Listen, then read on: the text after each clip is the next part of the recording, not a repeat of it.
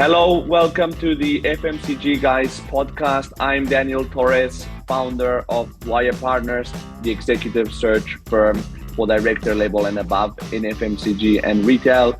Joined today, surprise, surprise, by my co-host, Efrain Rosario. Hi, Daniel. How are you? I'm excited for our discussion today.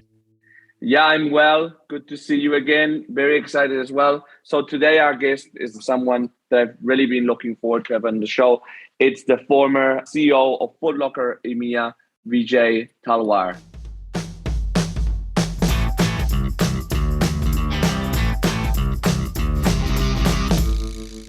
Hi, Vijay. Welcome to the show. How are you? I'm doing great, Daniel. Thank you for having me. Hi, Vijay. Nice to have you. Looking forward to our conversation. Absolutely. Same here, friend. So, Vijay, I guess, again, thanks for joining us today. Before we delve into the specific topic for today, I think both Daniel and I, as well as our audience, would love to just hear about your career background, given the wealth of knowledge and the experiences that you've had across a variety of different companies in different industries. Yeah, honestly, if I start walking through my background, it might take up the entire 20 minutes. So what I will do is I'll actually divide it into three phases of my working life, if you will. The first phase, I will call it the early years of the middle management years. I worked at companies like Deloitte, did more accounting type work, also worked at Bain, started doing strategy work, and then ended up at Nike. And I consider that my first phase of life is because while I progressed quite significantly in those sort of first 15, 16 years of work, I would say at the end of it, I was a senior director / VP level person, but I would say my frame of mind was much more that of a middle management person. What changed for me is the second phase of my life was actually doing 3 years of work in the not-for-profit sector. I stepped into a CEO role for the Clinton Foundation based out of India. And in that role, all of a sudden, all the burden was on my shoulders. I had to really think as an entrepreneur, as a leader. And then ever since then, that was probably a defining moment in my career. And then when I went back into the corporate side, honestly, it was a lot of president and C-suite type roles. But the truth is, I had changed how I fundamentally thought about how do you operate a business, how do you lead a team, how do you build strong relationships, how do you create digital transformation, all of those type of things. So I think that for me, those are kind of the three phases of my career. The important part from an industry perspective is I worked for Nike for about 6.5 years. And most recently at Foot Locker till about a month ago, at Foot Locker 5.5 years. So it's very much in a similar industry. And so the athletic specialty.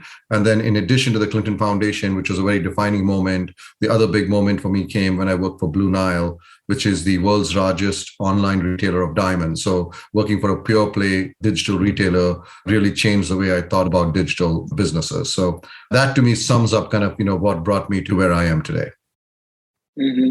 And throughout the experience that you've had, obviously you've been in a lot of different places, but you're still doing very big things. What's the common thread there? What gets you up in the morning? What brings you energy? Because a lot of these things can be draining. Yeah, that's a great question, by the way, Daniel. So for me, what gets me up in the morning is I'm a little bit of an extrovert, which is unusual when you get into the C-suite of organizations. And I like meeting people and spending time with people. So I like organizations that have a large number of employees, where you have significant scale, where you have kind of a global kind of portfolio, if you will. And that's worked to my advantage, where, most of the companies I've worked at have been global, or my job has been to make them global in that sense, right? So, but what really excites me ultimately is this journey that I believe all of us are on about finding our own purpose. I believe that every organization, every individual has a purpose in this world, right? We are put on this earth for a specific purpose. And what we're doing ultimately is trying to find that purpose. I think for me, somehow, I don't know if I've stumbled upon it, but I find that leading large teams and motivating people, trying new business models, that's kind of in a weird way, creating international growth, getting into digital sort of spaces. That's been more or less kind of, where I feel I get a heavy amount of sort of return in the investment of time and effort that I make. So for me, that's really what kind of keeps me kind of going.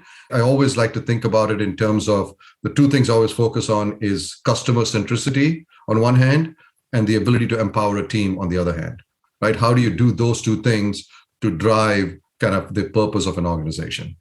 Yeah, it's interesting what you said about, and that's a thing that I think is not talked about that much, and it's not even that well known or publicized. The fact that it's true, like in the C-suite, you said it very rightly. Most people are introverts, actually. I don't think it's by design, honestly. I think sometimes it's by default. I have found that the higher up I've gone in the organization, the more confidential information that an executive has, the more you have to be careful, because I could walk into a store, for example, and I would say, hey, why don't we move? Why don't we have women's products up in the front of the store? And next thing you know, people will take that as direction, and I come back 2 days later, and all the products have moved around. And I was just kind of thinking out loud. Right. So what happens is, I think that the way the system works and the way we sort of elevate this sort of CEO roles and the C-suite roles, it tends to have an impact where you do kind of have this natural tendency to draw into your shell a little bit more every year kind of thing. So I think actually, honestly, it takes a lot of effort to continue to reach out to people, seek out people, to mentor people, and to really build those sort of deeper relationships, especially in large global organizations. Yeah. So along those lines, have there been certain leaders in your past experiences across the portfolio of great companies that you worked for who have either served as role model for you or given you inspiration? I'll start with one that goes way, way, way back, and it's not really necessarily in a corporate environment, but growing up in India, one of the biggest role models is Mahatma Gandhi.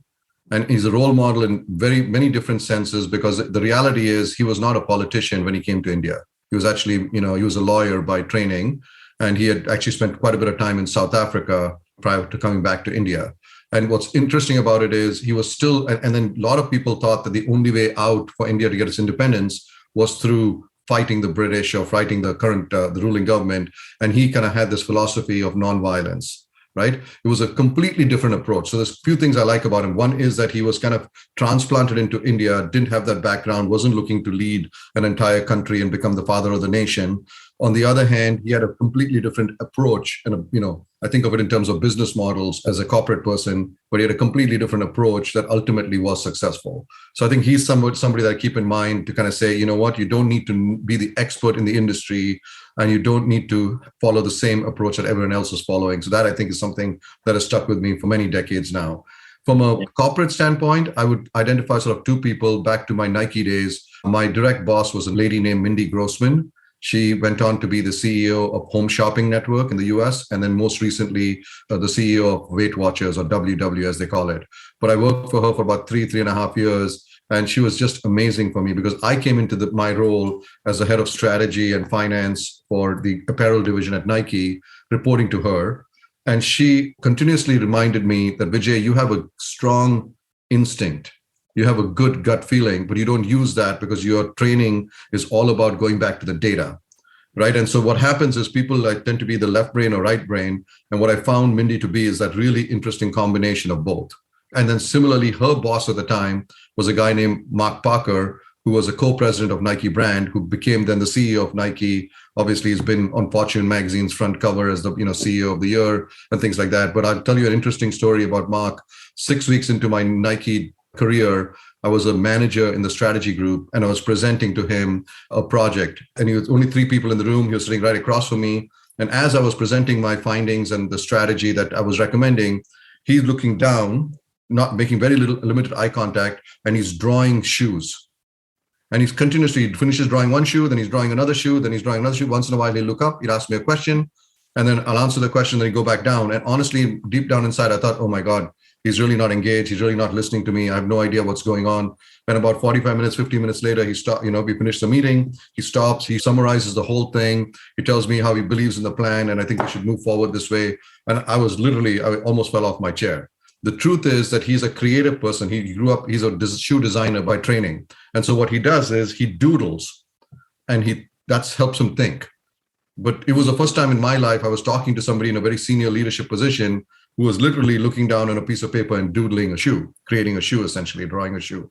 And so he again is somebody that sort of is the reason why Nike as a brand has been so successful over the last few decades, because he is that perfect combination of that sort of left brain and right brain. And that's something I think that a lot of my leaders have kind of shown me how that can be done. And that's something that I want to be good at as well. Mm-hmm. So Vijay, I remember the first time we spoke, one thing that really caught my attention is that in the height of when you were going up the ladder of corporate, you went to a non-profit. What were you thinking? I don't know. My father actually, I remember him telling me, Vijay, you're making the biggest mistake of your career. He doesn't think that now, but at the time he was wondering why I would throw sort of years of experience and big brand names and move suddenly to manage the Clinton Foundation in India. I will tell you, it was the hardest job and the most rewarding job I've ever done in my life. And I mean that because it was not at all financially related. So it was 100% driven upon purpose, right? So they had two main purposes. One was related to healthcare and HIV/AIDS. So children who had HIV/AIDS were getting their medication through the Clinton Foundation. And the other was through climate change.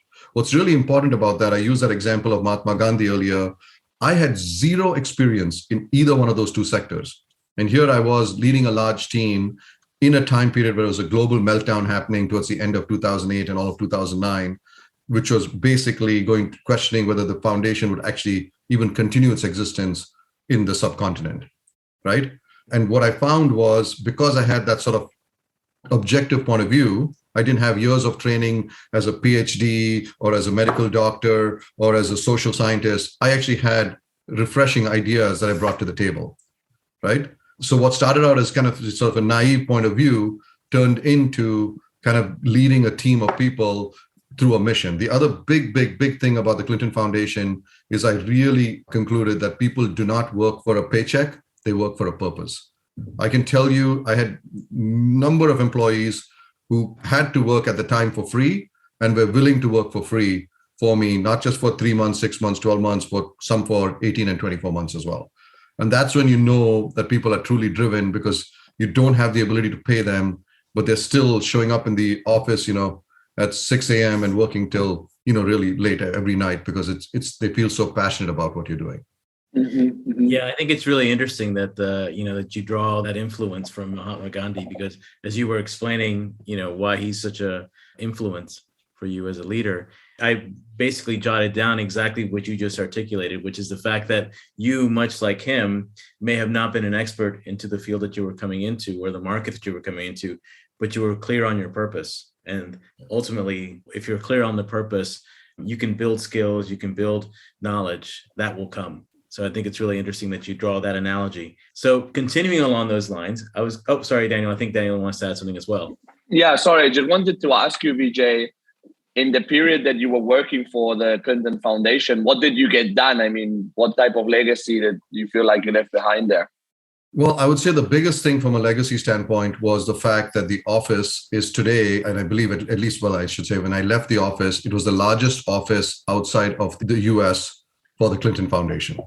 The years I was there, 2008, 2009, 2010, like every other company and foundation and not-for-profit, people had to scale back, right? If you look at what has happened from a legacy standpoint, that office has continued to grow and thrive because of some of the things we put in place, more than a decade ago. So I think it's been, again, the truth is, as a leader, you don't do much. Yes, you might lead a team. Yes, you might provide that purpose. Yes, you might engage in conversations. You might build relationships. But at the end of the day, it's the team that does the work. And I can tell you, it was really the big shift was in the kind of talent we started recruiting. And it just fundamentally shifted from 2008 to even 2010, where we were not just hiring the best talent in India, but we were hiring the best talent globally. I had a couple that was doing their PhD at MIT that worked for us. I had a Wharton grad, undergraduate student from Oxford University. I had 4 brand new consultants from the Bain Delhi office. I had an extern from BCG, Boston Consulting Group in New York. I had an externship that I was hosting for a consultant from Bain London. Like you're talking about global talent that, any company would be dying to get. And I was getting them to honestly work literally for a mission and a purpose with no paycheck. It was quite eye-opening to me. It's interesting that we think about that time period when you said that post-Great Recession or during the Great Recession, most companies, or like in your case, in the world of nonprofits, had to scale back. And I think there's an interesting parallel there if you think about from a brand, from a marketing standpoint, that we've now gone back and looked at the history in terms of like companies that chose to, in essence, pull back in terms of their marketing activities during the Great Recession and the long-term negative impact that it had on their brands. I think similarly, it's an interesting parallel if you think about that from a nonprofit standpoint as well, whereas like other companies scaled back, you guys were able to, in essence, not see it as an opportunity to grow. And as a result of that, you were able to attract some amazing talent and, position the nonprofit for great years ahead as well. It's interesting actually you say that, because Bain has actually done a lot of work on this subject, that actually the best time to double down on your core competency and your core capability is in the middle of a recession, right? You may have less resources to do it, but the opportunity to actually steal back share and to kind of, grow your relevance and grow your brand, as you just suggested, is significantly higher during times of turmoil or times of change, right? So there's definitely some research that sort of supports what you just said. Yeah, absolutely. And I think that if we think about COVID along those same lines, I think we're going to see something very similar in terms of the companies that chose to see it more as an opportunity as opposed to a challenge, and the long-term benefit, and they're going to be able to reap the long-term benefits of that. So with that in mind, kind of bringing us back now to your re-entry into the corporate world, what were some of the key lessons that you took from your time with the Clinton Foundation when you went back into corporate life? When I went back into corporate life, I joined Blue Nile, as I said, in Seattle, and it was the head of international. And I was technically like the first employee, and so I started from scratch. I mean, it was like a startup within a much bigger company, a publicly traded company, but I did start it essentially from scratch and, presented to the team as well as the board in terms of how we should expand internationally. And a lot of the growth over the next 4 to 5 years came from the international division, right? So almost disproportionately so. And so what I learned actually, a lot of it was the notion of sort of bootstrapping a new venture, hustling to get things done, rolling up my sleeves, being in the details. But I do still think that I, was focused. If I go back to the focus, it still was ultimately about providing an amazing customer experience and starting to recruit the right team so that you have a long-term sustainable business model. So it always comes back to that. But I think the early years were very much more entrepreneurial. And I think that's the fundamental difference, having worked in a not-for-profit where I had to kind of do my own recruiting, help out, with the CFO and the finance side of things, help out with the operations, build the relationships with the local government officials in India. Like I was doing so many different things that it felt much more like an entrepreneurial venture versus anything I had done prior to that in corporate America. So this was kind of something, when I came to Blue Nile, it was easy for me to kind of roll up my sleeves and get involved in 6 or 8 or 10 different things so that the business was successful long-term. And by the way, and then if going back to your Nike times or your early career days and fast forwarding to now, how engaging senior executives, which obviously if you were meeting with Mark Parker over 10 years ago, you've been doing it for a long time. How has that changed in time, and how have you had to adapt your style?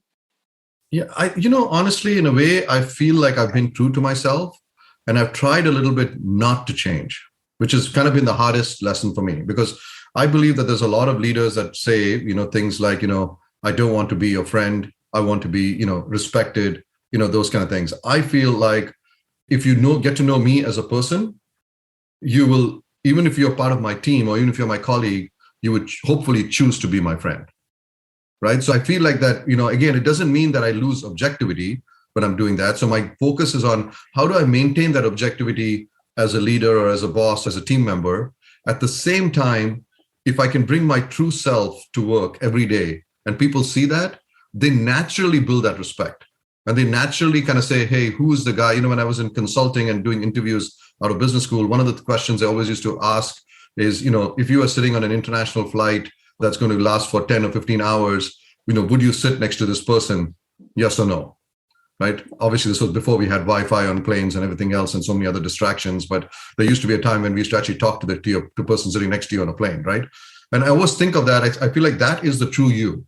Then we all tend to put facades in front of us in terms of because of your position or because of your title or because of your stature, that I think, I don't know, I think we've convinced ourselves that you have to do that to be a good CEO. You have to do that to be a good, board member or whatever it might be, right? And for me, I feel like it's much better to be transparent. So I don't know if it's changed a lot. I think I've always believed that, the best style of communication is open, honest, and direct, right? That transparency really helps teams. And that's what I really believe in. And so I hopefully it'll be interesting to actually talk to people who've, seen me over time and see how I've changed. It's sometimes hard to judge yourself. But my hope is that I have actually not changed a lot. I've worked on a few weaknesses and converted those weaknesses over time into strengths. And that, I think, is what ultimately makes a better leader, is the self-awareness and, just working on, everybody has weaknesses. The question is, what is your weakness and how do you identify it? And then how do you start to put a plan together to work on it? Yeah. It's funny that you mentioned the plane, actually. Funny anecdote. I went to a wedding in Bombay, actually, 3 years ago. And my friend that was getting married, I met her on a plane.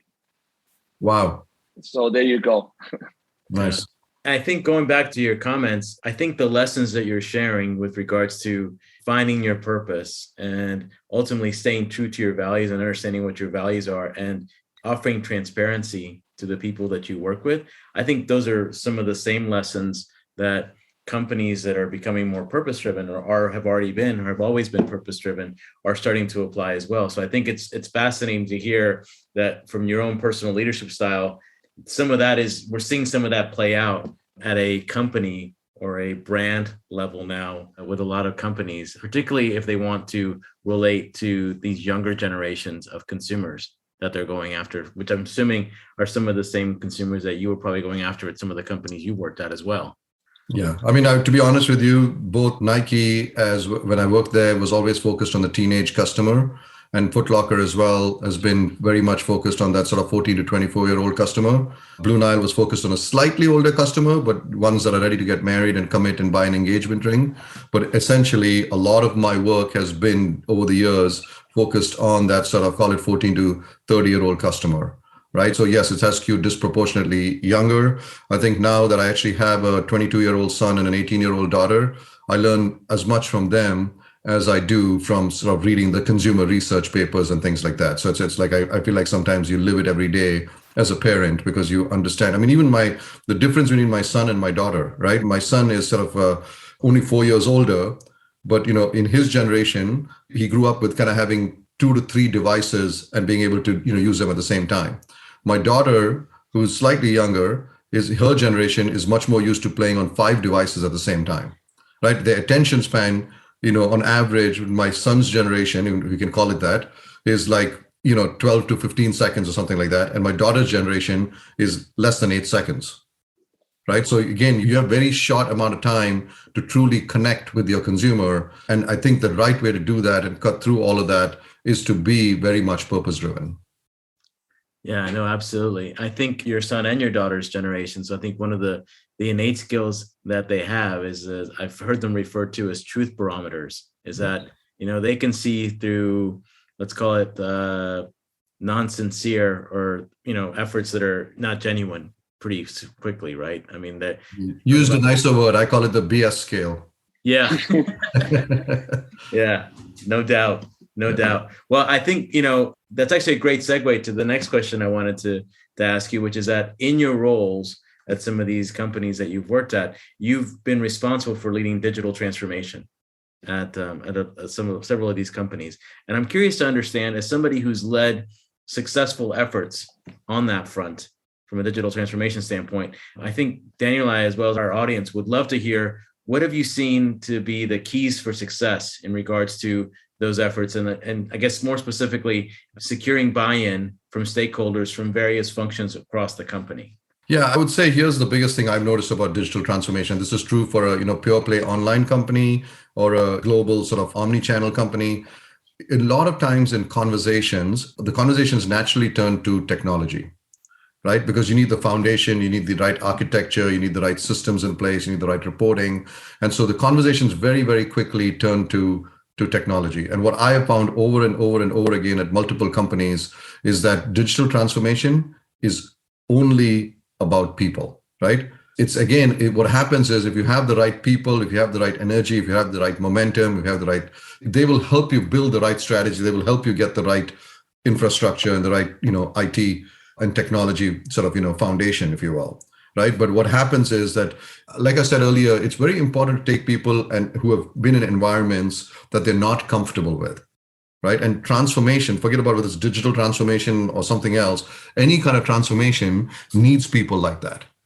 Right. So you need to have that experience of kind of having, being in an ambiguous sort of environment, in an environment where it was not certain. So the challenge you run into with transformation, digital or otherwise, is that if you staff the team with people who've done something for over a decade and done it one way, despite the diversity on that team, right, in terms of race and gender and color and everything else, it'd be tough to get some truly unique and different ideas, right? But if you have that team kind of with some of the people who kind of, like, for lack of a better term, are kind of part of the old guard, and some of the people who are kind of have sort of fresh thinking or coming from the outside and kind of saying anything is possible, that then represents sort of the best combination. So I always find that and this is also, some companies overdo it on the opposite end. I worked at a company where the senior leadership kind of believed when, the best way to manage the business was to change out 100% of the team, right? That's also, in my mind, a big mistake. That's not a way of digital transformation, because now you're throwing out all the years and decades of history, the knowledge, out of the company. And so what you really need to do is find that, it really ultimately is, we use words like transformation and, things like that, makes it seem much bigger, right? I mean, ultimately what we're talking about when you talk, especially when you talk about communication to the team, communication to Wall Street, it is about baby steps. And it's what are the steps you're going to take in the next 2 months, next 3 months. And as people start to see that you're growing that business, they start to align with it, right? I mean, like when I got to Blue Nile, like I said, there was very small percent of the revenues was coming from international. Right. But as we started having some success in Canada, some success in Australia, it started to build momentum. And we use that time then to actually, increase our business and investments in Europe, and then ultimately drive a lot of opportunity in Greater China. Right. But by doing that, you were able to kind of see that. So I think the best way of creating transformation is when you don't have to explain it to people, because people see it, they look at the last 6 months, last 9 months, last 12 months, and they kind of go, wow, that is a company, or that is a division, or that is a organization that's being transformed, because you can feel it, you can sense it, you can see it in the numbers. That to me is truly transformation. Mm-hmm. Speaking about transformation and change management, how did you adapt also as an extrovert to working under lockdowns due to COVID? Yeah, honestly, if I'm being very, very honest with you, COVID was very hard on me. As a leader and my natural leadership style, my style is to be in the office, probably, be one of the first ones to get into the office, one of the last ones to leave the office. And almost every day I would try to find some time to walk around, right? So I would walk around, talk to the team members informally, no agenda. I'm not walking around to go and get a piece of data. I'm walking around just to see how people are doing, right? And what that does is it also cuts through the layers of organization, because now you can talk to the front line. I mean, in a retail organization, you can go into a store and talk to the store employees and really listen to them. Ultimately, they have some of the best ideas, right? So COVID in that sense was really hard. Some moments the offices have been closed. So many moments the stores have been closed. And so for me personally, it was really, really tough. What I would say is that I adapted my, management by walking around philosophy and started to actually do meetings in a local park here in Amsterdam, right? So what we would do is meet and walk around the park, which takes about 45 minutes to an hour, which is usually the same length as some of my touch-based meetings anyway. So I started to at least interact with people face-to-face and build that relationship. Now, the problem was with doing it that way, it's very different than being able to see hundreds of people, in one location versus people coming to me or meeting in a common place. You can do maybe 5, maybe 6, maybe 10 meetings a day at most, kind of thing. So it was a pretty big switch even in that sense. And I think one of the challenges was a lot of the all hands meeting or the all employee meetings are very much virtual, right? Again, when you're talking into a camera, you can't sense that feedback. You can't feel the energy in the room. So it is hard. I think people always talk. I mean, again, hats off to the, parents and others who have, dealt with COVID, not just from with having young children at home, trying to, juggle a job, trying to juggle potentially getting sick and recovering. But, I would say that one thing about COVID is it's hit all levels of an organization equally. I don't think it's been, while it has been easier for some. So I'll give an example. I just recently left Foot Locker, and at Foot Locker, we actually were lucky, right? What happened is when kids were stuck at home and they couldn't attend concerts, they couldn't attend e-gaming events, they couldn't travel and go on vacation, they spent all of their money on sneakers and hoodies, which we happen to sell, right? So it actually ended up being a good thing for the business, right? But if I have a friend who works in the hotel business, and it's been a tough business to be in, right? So I think everybody's gone through their own realization. But I think the biggest thing about COVID is more people had time to reflect on who they are, what they are doing, and honestly, in some way, shape, or form, you might not call it the same thing, to identify their purpose, right? It gave you time to really kind of say, is what I'm doing meaningful enough? Could I be doing more? Or what should I be doing if I could do anything? I don't think people have ever had the time to really stop and think about that over the last few decades, but COVID really stopped you in your tracks and begged you to ask yourself that question. Yeah, I know. I think you're absolutely, you're spot on. I mean, I think that what you just described is one of the reasons that we've seen, I guess, what the phenomenon we're calling the Great Resignation happen, because people have had that time to reflect. And, in some cases, it may be that it's reinforced their connection with the company where they were already working. And in some cases, it's asked them to, explore other opportunities maybe in another industry, maybe it's in nonprofit, who knows? But I think that, if we want to try to think of it as a silver lining in the cloud that is COVID, I think that's a nice way to kind of frame that up. That actually leads me to a question I was going to ask you, which is that we've talked throughout our discussion today around the importance of purpose and being able to find and articulate that purpose. I'd love to get your perspective onto, the next step, which is then taking that purpose and really being able to action it. And I would think that one of the first steps in that process would be setting a vision based on your purpose. And I could see how that could play out both from a personal, but also from a professional standpoint as well. Yeah, I mean, it's a great question. I think ultimately that's the whole point of it, right? So you have to have your sort of your mission, your values, your purpose in an organization, right? And I think the way I think of it is this way, right? When I worked at Nike, it was still the very early years. It was, sort of 2002 to 2008 kind of time frame.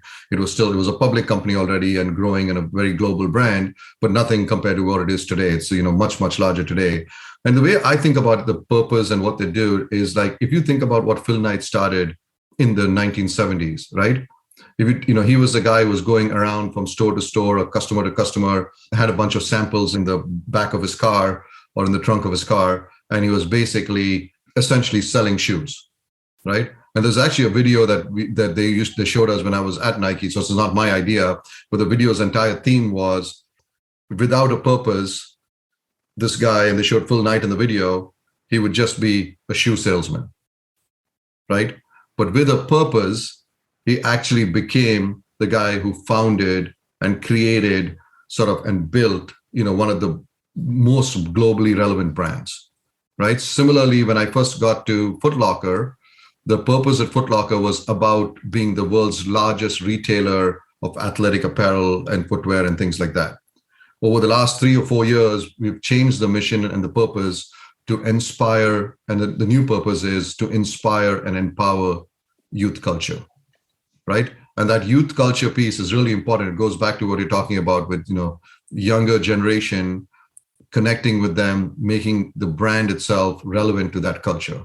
And I think that it's much more uplifting and empowering than, focusing on top line and profitability and market share and, those type of metrics, right? From a purpose standpoint. Well, at the end of the day, most companies have a shareholder, and you have to serve your employees, your shareholders, your suppliers, your customers. The truth is that the best way to tie it all together is through having a vision that is supported and built on a purpose. Mm-hmm, mm-hmm.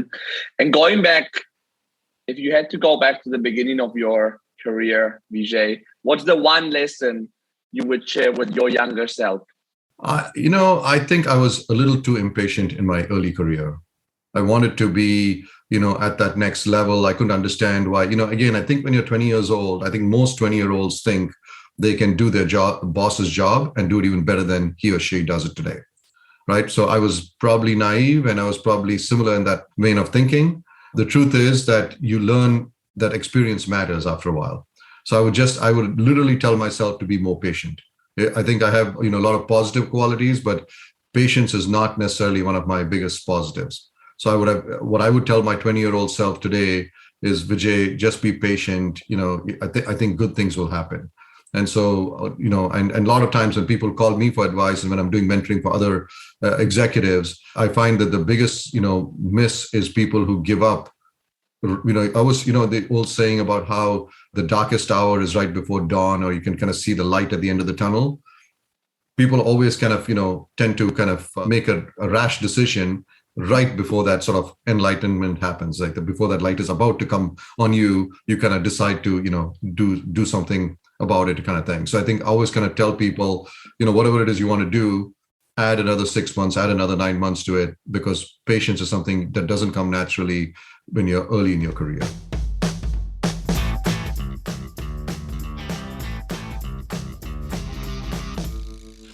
This was Vijay Talwar, former CEO of Foot Locker EMEA. What a great conversation, Efrain. Yeah, I mean, Vijay is a really impressive guy. So lots of learnings that we're fortunate to have him share with us and our audience today. Yeah, I also like the fact that he said that he was naturally impatient and naturally an extrovert, because I really identify with these two traits. So it's always good to find people that are like Efrain. What are your takeaways from this conversation? Yeah, there's a laundry list of things to choose from. But I think for me, my biggest takeaway was listening to Vijay talk about the importance of both from a personal and professional standpoint, finding your purpose, and then really thinking about how you drive that purpose into action by really thinking from a customer centricity standpoint, as well as empowering your teams. To me, I think, that really illustrates both the importance, but also the how-to in terms of being able to really action your purpose. Mm-hmm. Yeah, I agree with that point. Also, the fact that he went to a nonprofit in the middle of his career, I think that is something unique that he has.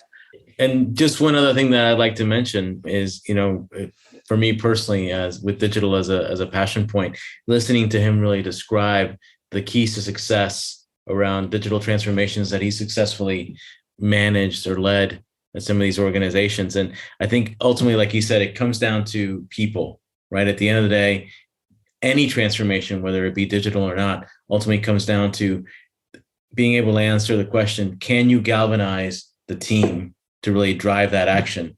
And then if you're able to do that successfully, whatever transformation you're doing, whether it be either digital, technological, or any other transformation at the organization, will ultimately prove to be successful. Yeah, no, I like the fact that he even mentioned, like, ideally, it's not even called a transformation, and you just see the changes as they happen. Absolutely. I mean, I think simplicity is a beautiful thing. And I think Vijay really helped to drive that point home around digital transformation as well. Yeah, absolutely.